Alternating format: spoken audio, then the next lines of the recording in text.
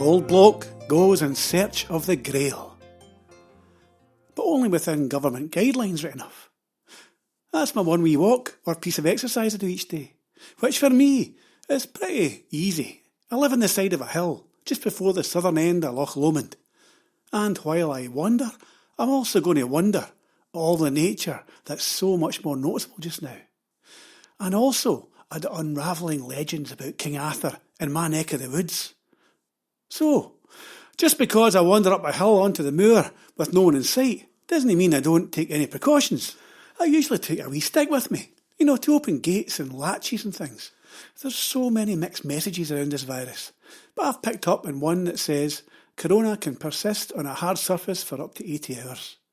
So I assume that's everywhere, especially in gates and handles and stuff that other people have touched.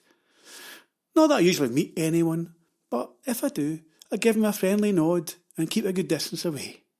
And they usually do the same. If they have a dog off the lead, I give them a wee bit of time to get it under control. I kind of avoid seats as well, man-made or not. And that's probably about it. Exercises keep me sane and thinnish. Gone are my 10Ks. It tends to be a 5K run in half an hour or maybe it's a 5K walk in an hour. Today it's the latter. Up past the graveyard and then on to the steep farm track that gets you up onto the moor. On the way, I see a great expanse of green and yellow in the shade of some big beech trees, which turns out to be yellow archangel. It's a kind of dead nettle. It doesn't sting or anything, and it gets its name from the ghostly outline of a white angel on its leaves. And each of the yellow flowers has a drop of nectar inside it, so a great friend to the bees. It does, however, have a weird claim to fame. Its crushed leaves are supposed to smell like weasels. Wait, I can't say I've ever sniffed a weasel. It's always a first time. Insect-wise, I spot a tree bumblebee on a hawthorn bush and lots of buff-tails buzzing about the grass at the edge of the dusty path. I spot a peacock butterfly and a small tortoiseshell and a red admiral, along with a wee dainty orange-tipped butterfly that flicks about in the breeze like a discarded sweetie paper. It has orange tips, so I know it's a male. One of the first butterflies to emerge from the snows of winter. Its wee orange tips are like a splash of spring sunshine. The birds are out too. A kestrel rips across the heather, its wings fixed as it uses that UV vision to find the pea trails left behind by field voles, shrews, and maybe even field mice. Above it, a buzzard mimics the kestrel's normal behaviour, performing a wee kind of haphazard hover before falling like a stone behind a rocky ridge. I've walked this path for, 53 years, and today I notice a new way of getting up the hill, up through the gorse, to the remains of Camelot. Explained a few podcasts ago. And as I spot my first skylark of the spring and see it singing its wee heart out as it rises and falls behind the brittle bracken, I think back to the email I got from my history buff pal Scobie last night. He's uncovered more info on Carman Hill, Camelot and Loch Lomond. In fact, it goes beyond even that. Apart from the fort at Carman Hill being the logical site for Camelot, there's another link in the Arthurian chain that may connect the Vale of Leven to the legend. Ever heard of the Holy Grail? Aye, so have I. Didn't Monty Python do a wee film about that? Still, I'll get Scobie to explain.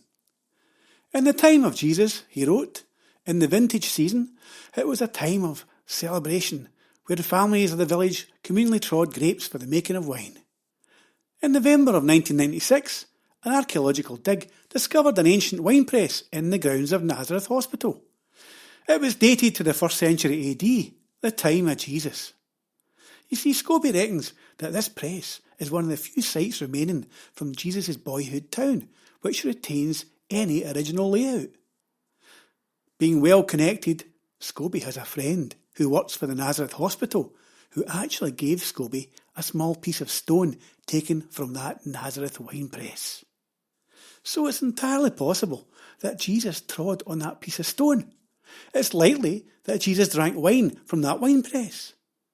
If the Holy Grail was a cup from which Jesus drank the wine at the Last Supper, then perhaps any vessel from which the Lord drank wine might be thought of as being a Holy Grail. Scobie gifted this stone from Nazareth to the Bonhill Church in the Vale of Leven, the very valley I'm looking down on now, from what may be, of course, Camelot. Given that Jesus is likely to have drank wine from that winepress, I think we might reasonably say that Bonhill Kirk is in possession of a piece of a Holy Grail. So the plot thickens. As I explained, King Arthur is mentioned near Loch Lomond in many scripts. Nennius, writing in the 9th century, tells us that Arthur led in conflicts between the two walls, which is to say, Hadrian's and the Antonine Wall. Then Geoffrey of Monmouth, of the 12th century, tells us quite specifically that Arthur fought a number of battles in Scotland, one being on and around Loch Lomond. He tells us Arthur defeated a combined army of Scots from the Daliada in the west and the Picts from the northeast. The priests of the Scots made submission to Arthur on a hillside, probably on Loch Lomond's southern shores, maybe even in Carmanhill. There, they surrendered their holy relics to him, and he spared their people. Interesting stuff indeed. Now, where was I?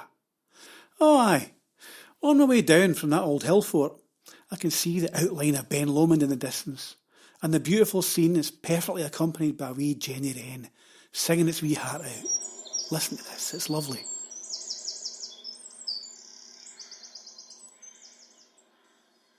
What a sound for what I think is our second smallest bird. I actually saw our smallest bird the other day, and it's actually called the King of the Woods because it has a wee golden crown. It's called a goldcrest, and it sneaks about our fir tree at the back garden. That fir tree is a wee bit out of place, and I can only imagine that it was planted there after some Christmas celebration, and is now about 60 feet tall. Anyway, on the way back down, I pass the graveyard and decide to nip in for a chat with Mum. She doesn't ever say much back, but I like to think she's listening to all my old bloke problems.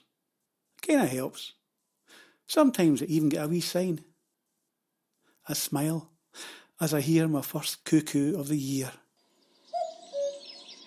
Magic. Thanks, Mum. So, before I go, I'd like to plug a wee book.